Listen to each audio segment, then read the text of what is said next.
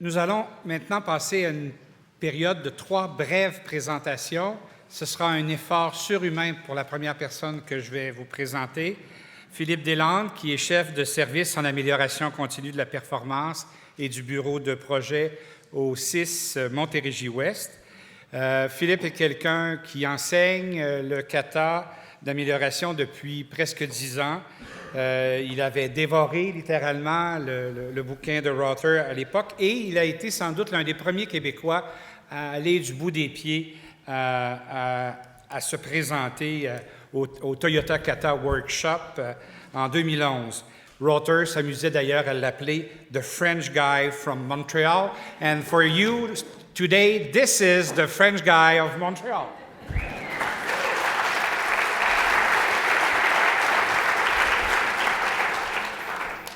Alors, bonjour tout le monde, ça me fait vraiment plaisir d'être ici cet après-midi. Merci à Sylvain et l'équipe de HEC pour l'invitation.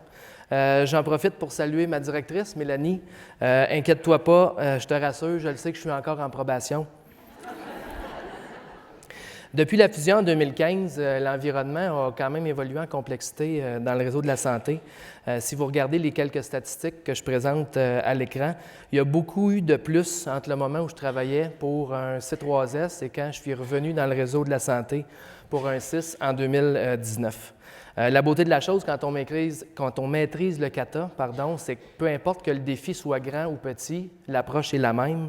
Le défi qu'on s'est donné, c'est d'habiliter nos 9500 employés à contribuer à l'amélioration de tous nos processus à tous les jours, ou dit autrement, améliorer au quotidien pour ne plus éteindre de feu demain. Aujourd'hui, je vais vous parler des travaux en cours pour développer la capacité d'apprentissage des équipes qui travaillent au niveau de la trajectoire AVC et comment on prévoit ajuster notre système de gestion en conséquence. Sylvain, celle-là est pour toi.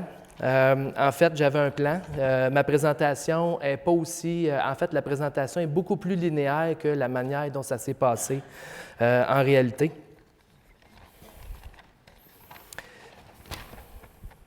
Un accident vasculaire cérébral, c'est quoi? C'est une défaillance de la circulation sanguine qui va affecter une ou plusieurs zones du cerveau et qui pourrait avoir des conséquences sur les mouvements, la motricité, la coordination motrice, la vision et la mémoire. On dit qu'un AVC, c'est une urgence médicale à chronodépendance parce que plus vite on reconnaît les symptômes, plus vite on est capable d'agir et d'initier les traitements, meilleures sont les chances de sauver la vie de la personne ou de minimiser les pertes de fonctionnels. Au Québec, cette année, il y a environ 20 000 personnes qui vont subir un AVC et il y a 66 % d'entre elles qui ne se rendront pas à l'hôpital à temps pour recevoir les traitements appropriés. Pensez à vos grands-parents, vos parents, vos conjoints et amis. Pour réagir vite, c'est important d'apprendre les signes. Ils sont à l'écran, je vous invite à les mémoriser. La demande est venue de Stéphane Dubuc et Hélène Lamalisse, respectivement directeur et directrice adjointe à la direction des services multidisciplinaires de la recherche et de l'enseignement. Excusez, c'est tout le temps ça de long. Ce printemps, ils m'ont approché pour les aider à développer la structure de pilotage pour la trajectoire AVC. J'ai accepté le défi. Et le focus va être sur les phases aiguës et hyper aiguës. Quand j'ai rencontré Stéphane et Hélène, je leur ai expliqué ce que j'avais en tête, puis ils ont tout de suite décidé d'embarquer.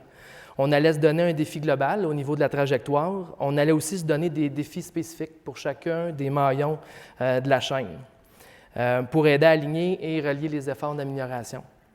Dans le cas d'un département ou d'un service, je trouve que l'image elle illustre bien le fait qu'on est capable de créer un alignement fonctionnel en utilisant la notion de défi. Quand on regarde au niveau d'une trajectoire, c'est tout aussi applicable. On va créer un alignement transversal en appliquant la notion de défi. Finalement, on allait développer progressivement la capacité des leaders dans l'organisation, en commençant par notre directrice adjointe, mais on visait principalement les coordos, les chefs et les assistants. En fonction de notre capacité à coacher, on allait activer les cellules d'amélioration, un maillon à la fois.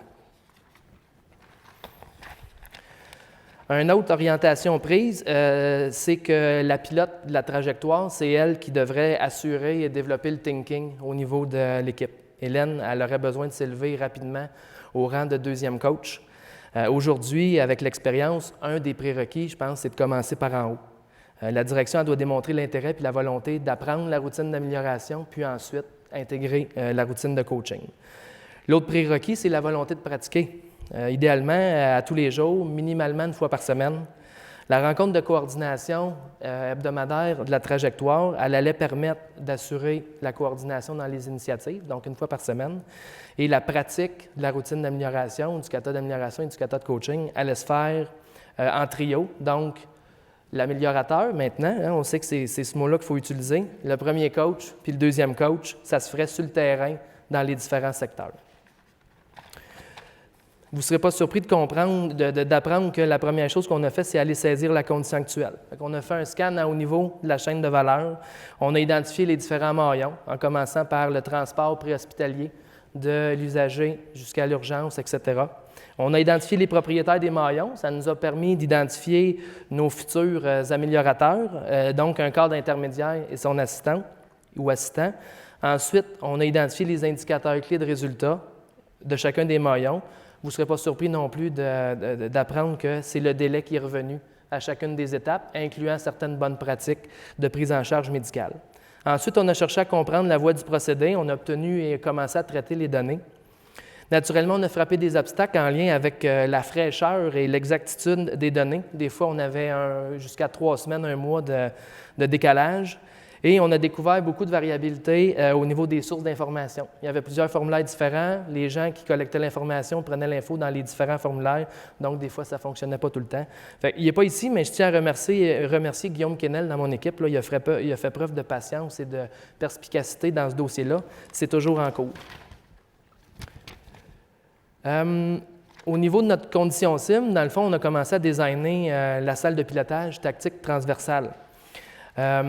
La trajectoire AVSA comporte 6 maillons. Les 2 maillons sur lesquels on a commencé à travailler, c'est hyper aigu et phase aiguë. Dans le fond, préhospitalier, urgence, imagerie médicale. On sait que le scan, c'est un examen critique dans le cas d'un traitement pour l'AVC. L'unité de soins AVC, incluant la prise en charge rapide pour la réadaptation. Pour les indicateurs, on était sur la bonne voie. J'attire votre attention sur le bas de l'image. Les outils de soutien à la progression et les mécanismes de coordination, c'est ce qui restait à travailler. Comme on dit qu'une image vaut 1000 mots, bien, notre salle de pilotage, on a finalisé les travaux sur les indicateurs puis le montage de la salle en préparation du lancement des activités avec les équipes. Donc, on voit les indicateurs en colonne par maillon, puis à l'extrême droite, on voit notre tableau de gestion des assignations. Chez nous, on appelle ça réponse-action. Finalement, quand il y a des problématiques ou des obstacles qui sont soulevés, on les assigne en quelqu'un, puis on en fait le suivi. On était prêt à lancer les activités. La première demi-journée d'atelier était bien attendue. Il y a quand même eu d'autres priorités à travers les semaines et les mois. L'objectif, c'était d'apprendre à se connaître. Donc, on a invité les leaders des différents maillons, comme prévu, chefs, assistants. Certains se connaissaient, d'autres moins. On a formé 3 équipes, puis on a animé la traditionnelle simulation avec le casse-tête. Puis là, après ça, à travers les couloirs, j'ai appris qu'il y en avait que ce qu'ils avaient retenu quand ils étaient venus à la trajectoire AVC, c'est qu'ils avaient fait des casse-têtes. Puis là, ils ont partagé ça avec leurs collègues. Ensuite de ça, on a formé 2 équipes, puis comme on voulait apprendre à se connaître, on a déterminé nos règles d'engagement.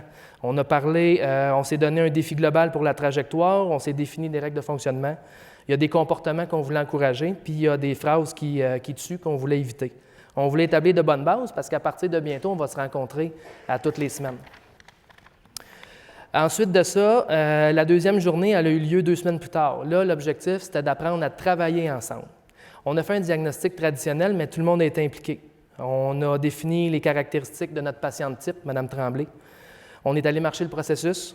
On a cartographié le processus hyper aigu à aigu. On a consulté la voie du procédé. On s'est fait un diagramme spaghetti. Finalement, on a ciblé les 2 processus à travailler en priorité et Hélène a finalement reçu son gabarit de Cataborn qu'elle va pouvoir aller afficher sur le terrain en imagerie médicale. Ça devrait se faire bientôt. Tantôt, quand je parlais de Mike Tyson avec son coup de poing, on a été aspiré dans le processus de déploiement stratégique. Par contre, on a usé de créativité, puis j'ai été capable d'expérimenter le mécanisme de coordination qu'on voulait appliquer au niveau de notre trajectoire. Finalement, sur l'image, on voit un A3 objectif et plan pour déployer la stratégie. En dessous, il y a un bébé A3 ou un plan d'activité détaillé. Puis en fait, il y en avait 6 à 8. Chacun des chefs était responsable de plusieurs A3. On se ramassait une fois par semaine. Puis avec les gabarits de coaching qui sont dans le bas, vous reconnaissez le gabarit défi spécifique, conditions actuelles, conditions cibles, etc., le parcours obstacle, puis le gabarit d'expérimentation. On faisait un cycle de coaching, chacun passait à tour de rôle. On a fait ça pendant quelques semaines jusqu'à temps qu'on se rende compte que c'était plus ou moins efficace. C'est là qu'on a pris un pas de recul. En fait, la condition cible n'était pas assez claire. On a changé le focus d'essayer de développer les individus dans cette rencontre-là à vouloir assurer une efficacité ou de la coordination hebdomadaire. On a regardé quel outil on pourrait mettre en place. Ce n'est pas venu de moi. Les chefs ont développé un espèce de gabarit. Donc, dans cette rencontre-là, maintenant, il n'y a pas un coach qui pose les questions. C'est l'apprenant, c'est l'améliorateur, qui est en avant de... Je regarde Sylvain. C'est l'améliorateur qui est en avant de la salle, puis il va lui-même répondre aux questions, mais en utilisant les mots-clés. Donc, il va dire, je travaille sur telle activité, ma prochaine condition cible, c'est ça, ma condition actuelle, c'est ça, l'obstacle sur lequel on travaille, c'est ça, etc., etc. Donc, c'est là qu'on est rendu au niveau de notre trajectoire AVC. Puis, un petit clin d'œil à une activité à laquelle on a participé. La clé, c'est de développer des coachs. Donc, on a un dojo à toutes les fins de semaine. La routine d'amélioration, c'est un garde-fou contre le mode d'implantation-solution. En 2019, les références, ce n'est pas ça qui manque. Donc, si vous avez l'intérêt, pensez grand, commencez petit, répliquez rapidement, mais faites-le tout de suite. Merci. Tu l'as relevé?